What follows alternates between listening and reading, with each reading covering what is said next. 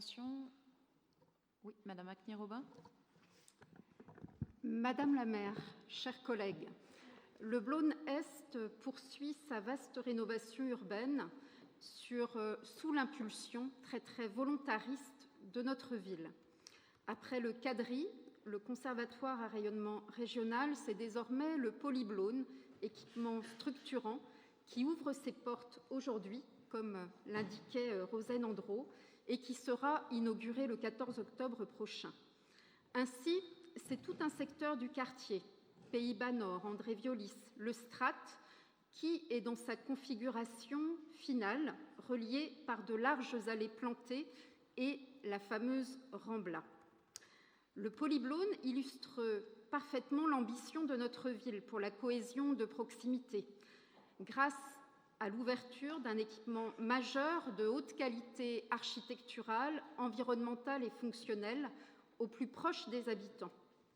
Ce nouvel équipement au service des associations et du grand public montre l'ambition de notre ville en soutien à la vie associative, un investissement, faut-il le rappeler, de près de 8 millions d'euros et un engagement annuel de 331 000 euros conforté pour le fonctionnement du pôle, comme l'a indiqué notre collègue Rosane Andro, qui a su mobiliser la politique associative de notre ville au service de ce projet très structurant.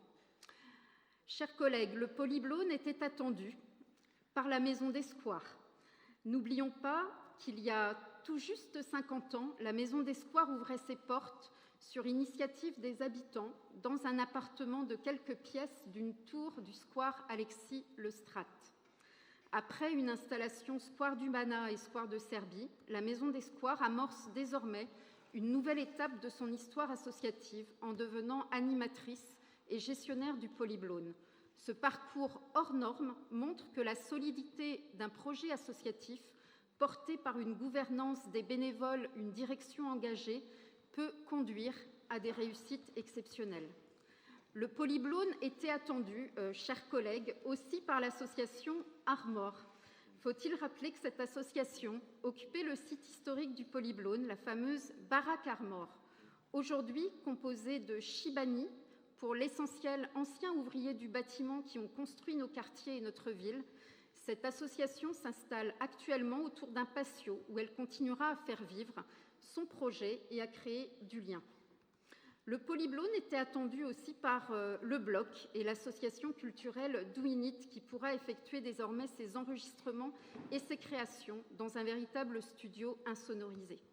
Le Polyblône était attendu par les associations du pôle Nimeg, ASL, comité de quartier et bien d'autres, qui pourront s'y rencontrer désormais et faire vivre leurs projets associatifs tout en se renouvelant et en mobilisant de nouvelles forces bénévoles.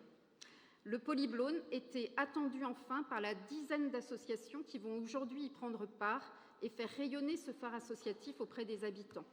Alors, Madame la maire, chers collègues, agir dans l'intérêt général pour la vie associative avec des projets en proximité et d'envergure, c'est bien dans l'ADN de notre ville, cette ville que nous construisons à vos côtés avec détermination, dans la confiance renouvelée sans cesse avec le monde associatif.